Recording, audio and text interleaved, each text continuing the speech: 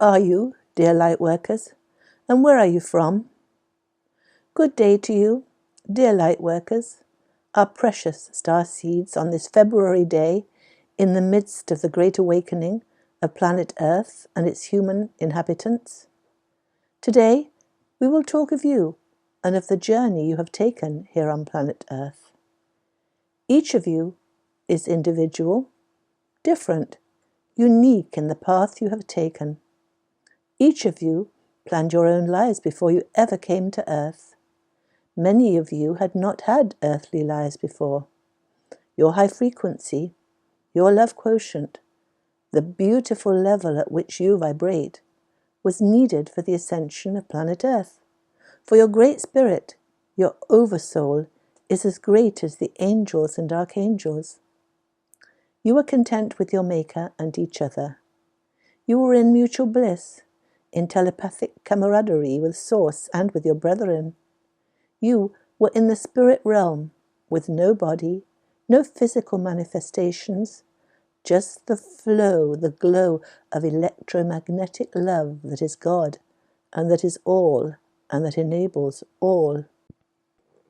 God is often thought of and portrayed by religions as a dear old bearded, benevolent gentleman who sits in the clouds beaming at his children, beaming at his creations in a beneficent way. We know now a small part of what God is, for we feel him as he shines his holy light upon us. We feel the glow, the spiritual flow of his energy around us, through us, and in us. God could be called the great computer in the sky. He, she, it, for God has no gender, is literally all that is. God is the spirit realm and all that it contains. God is the material realm and all that it contains. There is nothing outside God. God is, perhaps, like a great tapestry, with all the lives of all the creatures, human and galactic, all the orbits and revolutions of the stars and planets, as interwoven threads in the great computer in the sky, the great computer that is God. God does not judge. He does not need to judge, for his universal laws take care of all that is in this magnificent universe, and God thirsts for knowledge and experience. This knowledge does not come to him in the spirit realm where peace and love reign and there is no great push to expand. And so he created the material realm, all the galaxies, stars, planets, and physical creatures that inhabit them. And now, having created these, he had a great desire to know all there is to know about them and to experience them in full. God has a need to learn unceasingly. So he sent particles, fragments of himself, human beings into this material world, planet Earth, that they might report back the knowledge they had gained and the feelings they had felt in their physical life. And so you might say that God is a compilation of all the information and all the experiences that his human and galactic children have deposited in him over eons of time since the universe was created. This is what the Akashic records are. They are the records of all that is, and all that ever was, and all that ever has been. And so, before being human, mankind was everything that there is to be: rock, air, water, trees, flowers and plants, birds, fish, and animals, and all the creatures that inhabit the material realm. Humanity has been them all. All had to be experienced before becoming human, for humanity has a complicated life to live. Mankind has free will, and so must make decisions as to which path to follow. Here on earth, the devil and the goodly and godly vie for the allegiance of mankind. Here too there are experiences that God wishes to have. He does not judge. All that happens in the material realm, all that we fear, all that we love, becomes known to him, for we report back when we leave our earthly form. This physical body we inhabit is just a temporary housing for our soul. It is as a suit of clothes that we wear for a while and cast aside when its time is over. And so time passed, and the earth had passed through another procession of the equinox. Our world had done its circuit through the universe, passing through dark energies, low frequencies, heavy vibrations.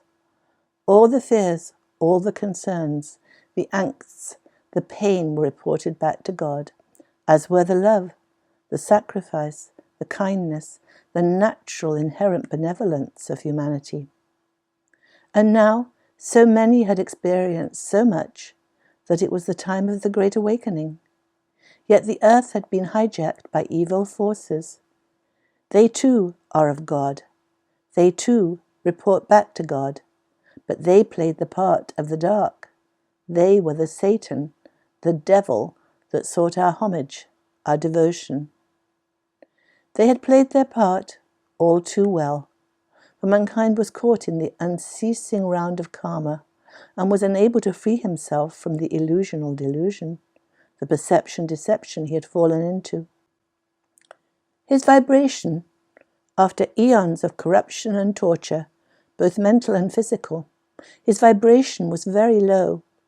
He was immersed in the low vibrating fear feelings that had been indoctrinated into him. From that low resonance, he could not see to free himself. And so the call went out in the heavens. Mankind needs help. Planet Earth needs to be infiltrated from inside. God's universal laws would not allow interference from the outside of the earthly environment. Yes, mankind needed help. You heard the call. You felt the call in your heart, and you volunteered to come to Earth. You knew it would be difficult, but you did not know how difficult it would be. Your resonance, our dear holy ones, our precious light workers. Your resonance was high, much higher than that of your earthly brethren, and it would be your job to lift the resonance, the emotional vibration of planet Earth from the third dimensional fear paradigm to the fifth dimensional love paradigm. Just your being here has been enough to do that. You, our dear ones, radiate your beautiful light and love, your beautiful aura all around you, and lift your brethren and the world out of fear, out of blame, shame, and guilt. Many of you had not had previous lives on Earth or anywhere in the material realm. You could not come to Earth without a previous knowledge of how to behave here, what to expect, what to experience. And so, together with your guides, together with your angels and your soul family, you accessed the Akashic records, and you had the lives that you thought most useful imprinted upon you. It was as if these memories were actually of events that you had experienced. The only difference was that there was no karma attached to any of the negative experience that you had imprinted on your soul's subconscious memory. So you were born onto Earth, often to very difficult situations, for you needed to suffer. You needed to feel what humans feel in a deep and dark way. Only so could you develop the benevolent compassion, the empathic understanding that you need to help your brethren.